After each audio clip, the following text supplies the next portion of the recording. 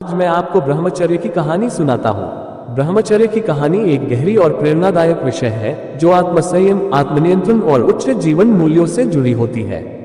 यहाँ मैं आपको एक सरल और प्रेरक कहानी बताता हूँ जो ब्रह्मचर्य के महत्व को समझाने में मदद करेगी। कहानी ऋषि और राजा। प्राचीन काल की बात है। एक महान ऋषि हिमालय की गुफाओं में तपस्या कर रहे थे। वे ब्रह्मचर्य का पालन करते थे और अपने मन, इंद्रियों और इच्छाओं पर पूर्ण नियंत्रण रखते थे।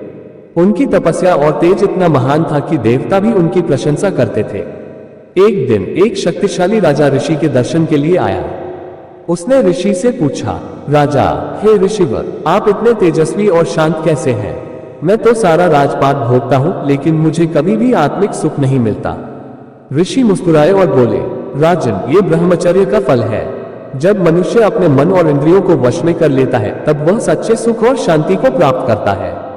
राजा, क्या आप मुझे कोई प्रमाण दे सकते हैं कि ब्रह्मचर्य में इतनी शक्ति होती है? ऋषि बोले, आओ मैं तुम्हें दिखाता हूँ। ऋषि राजा को एक जंगल में ले गए। वहां एक शेर ने उन पर हमला करने की कोशिश की, लेकिन जैसे ही शेर ने ऋषि की ओर देखा, वो डरकर भाग गया।